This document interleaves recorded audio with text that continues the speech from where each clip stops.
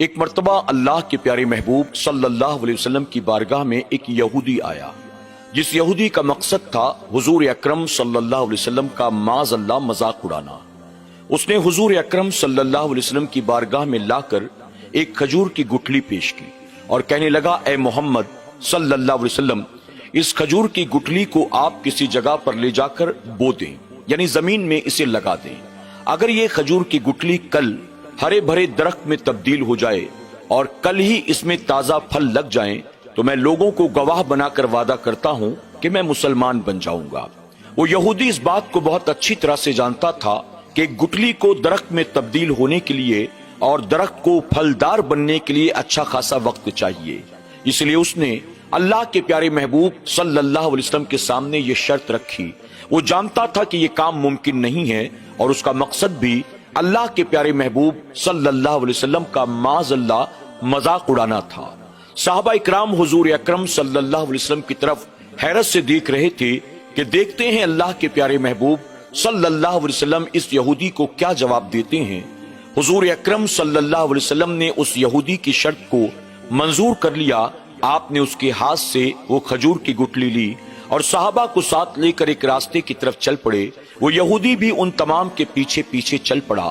ایک جگہ پہنچ کر اللہ کے پیارے محبوب صلی اللہ علیہ وسلم نے زمین میں ایک چھوٹا سا گڑھا بنایا، اس کے اندر آپ نے اس کھجور کی گٹھلی کو ڈالا اور اوپر سے مٹی ڈال کر اسے بند کر دیا۔ آپ وہاں سے پلٹ کر واپس آ گئے۔ یہ سب دیکھ کر وہ یہودی من ہی من میں خوش ہو رہا تھا اور مسکرا رہا تھا، یہ سوچ کر کہ یہ عمل تو فطرت کے خلاف ہے۔ اللہ کے پیارے محبوب صلی اللہ علیہ وسلم نے جو کھجور کی گٹھلی زمین پر بوئی ہے، کل یہ درخت میں بھلا کیسے تبدیل ہو سکتی ہے، اور وہ بھی درخت ایک دن کا درخت بھلا پھل کیسے دے سکتا ہے۔ میرے ہاتھ بہت اچھا موقع لگا، کل میں ان کا مذاق اڑاؤں گا اور میں یہ کہوں گا کہ یہ جو نبی ہونے کا دعویٰ کرتے ہیں یہ سراسر جھوٹ ہے۔ یہودی من میں یہی سوچتے ہوئے اپنے گھر واپس چلا گیا، لیکن گھر پہنچنے کے بعد اچانک اس کے دل میں خیال پیدا ہوا، اگر یہ واقعی اللہ کے نبی ہوئے، نبی جو ہوتا ہے اپنے ساتھ معجزات لے کر آتا ہے، وہ اختیار لے کر آتا ہے، اگر واقعی یہ کھجور کی گٹھلی کل درخت میں تبدیل ہو گئی اور درخت پر پھل بھی لگ گیا تو میں لوگوں کو کیا منہ دکھاؤں گا؟ مجھے مجبوراً اپنے باپ دادا کے دین کو چھوڑنا پڑے گا، ان کا کلمہ پڑھنا پڑے گا۔ یہ سوچ کر وہ شریر یہودی دوبارہ اس مقام کی طرف آتا ہے، دیکھتا ہے وہاں اس کے سوا کوئی اور موجود نہیں تھا۔ اب اس نے اس گڑھے کو دوبارہ کھودا اور وہاں سے گٹھلی کو نکال کر واپس اپنے گھر چلا جاتا ہے، یہ سوچ کر اب میں نے گٹھلی نکال لی ہے، اب تو درخت کسی بھی صورت میں پیدا نہیں ہو سکتا۔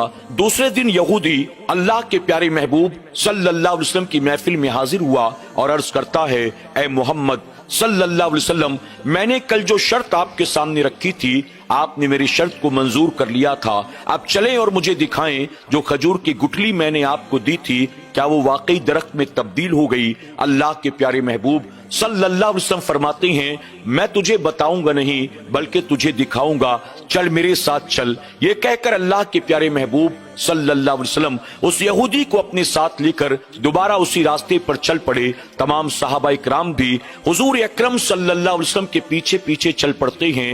حضور اکرم صلی اللہ علیہ وسلم جب اس مقام پر پہنچے، اس یہودی کی آنکھیں پھٹی کی پھٹی رہ گئی یہ دیکھ کر کہ جس زمین کے حصے پر کل اللہ کے پیارے محبوب صلی اللہ علیہ وسلم نے کھجور کی گٹھلی کو بویا تھا، اب اس جگہ پر ایک تر و تازہ کھجور کا درخت موجود ہے، اس پر تازہ کھجور کے گچھے لگے ہوئے ہیں اور وہ پکے ہوئے ہیں اور زمین پر پک کر گر رہے ہیں۔ اللہ کے پیارے محبوب صلی اللہ علیہ وسلم نے وہ چند پکی ہوئی کھجوریں اٹھائیں اور اس یہودی کو دیتے ہوئے آپ نے فرمایا، کھجوریں کھا اور کلمہ پڑھ کر مسلمان ہو جا۔ یہودی نے جیسے تیسے ایک کھجور لی، اپنے منہ کے اندر ڈالا، جب کھایا تو اسے بڑا تعجب ہوا، اس جیسی کھجور اس نے آج سے پہلے کبھی نہیں کھائی تھی، اور حیرت کی بات یہ تھی اس کھجور کے اندر کوئی بیج بھی موجود نہ تھا۔ اس نے دوسری کھجور کو کھایا، اس کے اندر بھی کوئی بیج نہ تھا۔ اس نے حیرت سے کہا، اے محمد صلی اللہ علیہ وسلم، میں نے پہلی بار ایسی کھجوریں کھائی ہیں اور مجھے تعجب ہے یہ دیکھ کر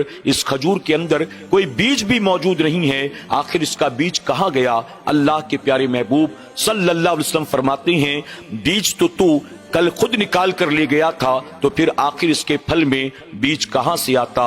अल्लाह अकबर। जब यहूदी ने हुजूर अकरम सल्लल्लाहु अलैहि वसल्लम का ये मौजज़ा देखा, फौरन आपके कदमों को थाम लेता है, अपनी पिछली जिंदगी से सच्ची तौबा करता है और कहता है, लोगों गवाह हो जाओ, मैं गवाही देता हूं ये वाकई अल्लाह के नबी हैं, अल्लाह के आखिरी नबी बनकर आई हैं। और फिर वो कलमा पढ़कर हुजूर अकरम सल्लल्लाहु अलैहि वसल्लम के हाथों पर इस्लाम में दाखिल हो जाता है और आपके गुलामों की सफों में वो भी शामिल हो जाता है। अल्लाह अकबर। नाज़रीन इकराम, आप देखें अल्लाह के प्यारे महबूब सल्लल्लाहु अलैहि वसल्लम को अल्लाह रब्बुल इज्जत ने कैसा इख्तियार अता फरमाया, कैसे मौजज़ात अता फरमाए कि जब कोई वक्त का शरीर यहूदी भी नबी का इम्तिहान लेना चाहे, अल्लाह तबारक ताला अपने नबी की मदद फरमाता है। नाज़रीन इकराम, अल्लाह के प्यारे महबूब सल्लल्लाहु अलैहि वसल्लम ने वो जो खजूर का बीज लगाया था कि जिसके फल में दोबारा कभी बीज ना उगा, उस खजूर को सुखल कहते हैं। मदीना मुनव्वरा में आज भी वो खजूर बासानी दस्तयाब है। अगर आप मदीने के खजूरों के बाजार में जाएं और कहें कि मुझे बिन दाने वाली खजूर चाहिए, सुखल चाहिए, आपको बासानी वो खजूरें मिल जाएंगी जो अल्लाह के प्यारे महबूब सल्लल्लाहु अलैहि वसल्लम का एक अजीम मौजज़ा है। अल्लाह हमें और आपको अपने तमाम अंबिया से, बिलखुसूस इमामुल अंबिया से सच्ची पक्की मोहब्बत की तौफीक अता फरमाए और अपनी सीरत को उनकी सीरत के सांचे में ढालने की और उनकी मोहब्बत में जीने और मरने की तौफीक अता फरमाए। आमीन या रब्बल आलमीन।